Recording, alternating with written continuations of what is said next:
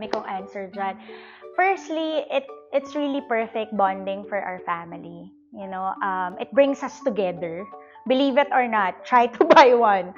You'll never go wrong with it kasi yun talaga yung nabibigay nila sa amin. Of course, recommended by experts. No, as I told you, educators as well. So, ito yung talagang things na very worth it. At hindi lang, again, sa anak mo, pwedeng malaro. No? It can be passed on through kids as well, like donating it maybe next time, di ba?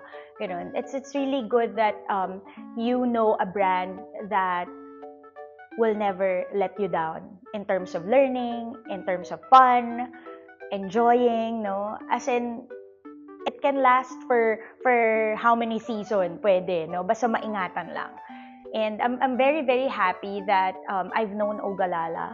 No, Ogalala toys are really one of the best toys that I can ever imagine. No, it's so funny pag nagnininang ako. Actually, ang unang regalo talaga na mapupunta sa isip ko is from Ogalala because I know it's safe, and of course, it's being recommended by our experts, educators. No, so talagang ako, may peace of mind ako na okay, pinaka-safe to. Hindi lang ako nagregalo sa isang bata, nagregalo ko sa family nila because that toy can be a form of their family bonding as well, just like ours, di ba?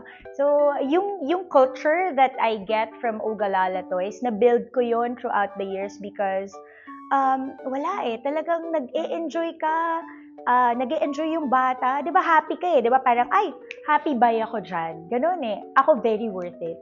It's super worth it that I see my kid enjoying the toy. And of course, na-entertain siya. Tapos na-entertain ako. Alam mo yung domino effect na talaga, andun talaga siya And I only trust the one.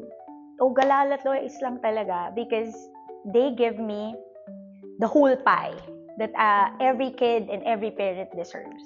So I hope you try it also with your family and your kids.